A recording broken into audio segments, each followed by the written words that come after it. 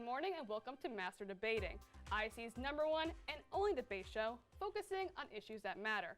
I'm your host and moderator, Jordan Broking. Joining me today is Cam Trask and Mathilde Bechet. Cam and Mathilde, are you ready to debate? Yes. We are. Perfect. Let's get this started. The frozen tundra known as winter is set to make its way over us any minute now. And with that, the biggest question remains, what's the best winter activity? Cam, I'll start with you. Me personally, my favorite winter activity is sleeping and crying. I can do it anywhere, it's free, and it makes me feel better. All right, Mathilde, what's your favorite winter activity? Okay, Cam sounds a little bit depressed right now. I'm seriously concerned for your health. I would have to say that sledding is definitely the most fun activity. It's near the holiday season. You don't need to be a pro or actually have any qualifications to sled.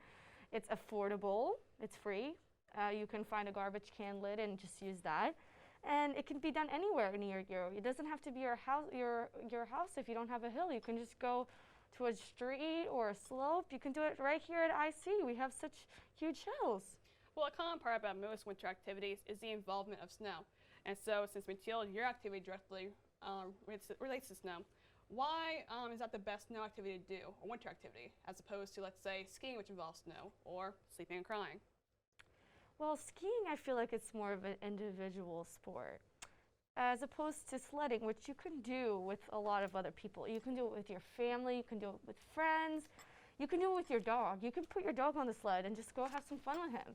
So it's something that's more of like a bonding experience. And you know, it makes people happy because they're out there sliding down this huge hill and then maybe having a snowball fight or throwing snowballs at them. And then you get to go back to your house and have some warm, hot cocoa. So I think it's just one of those activities that is just really fun and really a team bonding experience and a family bonding experience. You know what I know what is better to do with your dog than sledding?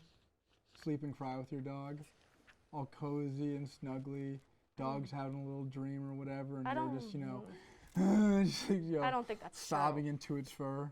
I don't know, Cam. It seems like you're putting a lot on your dog. Maybe your dog just wants to go out there and enjoy the snow, and instead he's got to be stuck with you.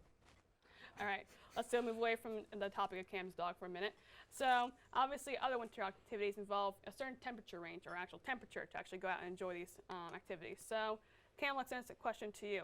Is there a certain temperature range that it's best to go sleep and cry during as opposed to other climates? I don't think there's a best one. I think they're all the best, You can sleep and cry with no blanket, just shiver cry. You could sleep cry in front of a fireplace and you'd be like sweat crying. In the winter it's all cold outside, so you're wrapped in your blanket crying.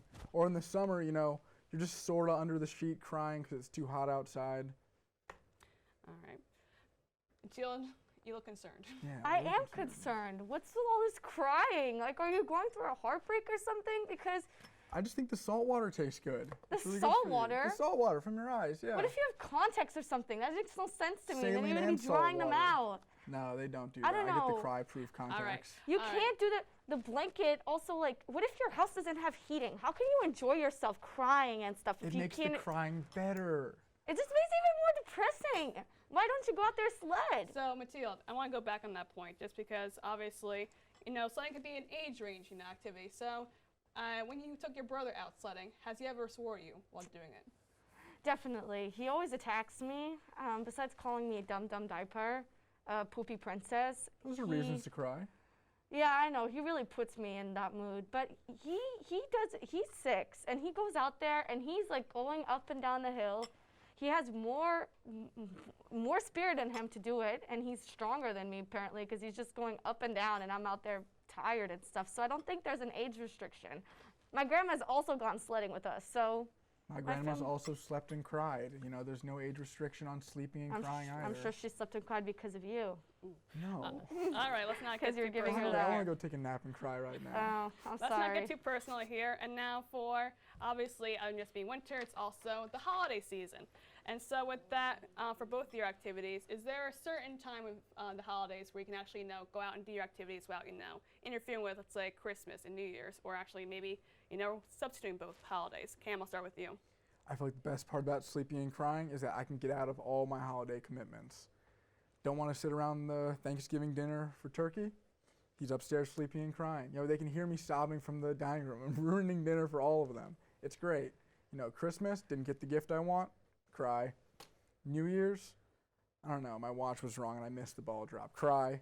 You know, you can do it any time of year. Can you really go sledding on New Year's Eve, or would you rather, you know, be somewhere I would rather watching go a sledding TV on New with a Year's ball? Eve. No. Maybe I can drink some wine and then go sledding. Drink some wine and go cry. No, I don't wine want and to do cry that. I night? want to be happy on New Year's Eve. I don't want to be crying. Kim, I don't know what's going on with you. I'm definitely going to recommend you my therapist because you need to talk to someone. All right. I'm gonna recommend you my comforter. It's really good for Oh, I don't sleeping think and so. crying. Okay. Well, that does it for this edition of Master Debating. Cam and Mathilde, thanks for joining us. Thank you for having us. And for the viewers back home, tell us which activity you like the most at 607-274-3911. And stay tuned as our Master Debaters will debate the now infamous Park School question. Is Pete Johans really a TikTok sensation? Stick around to find out.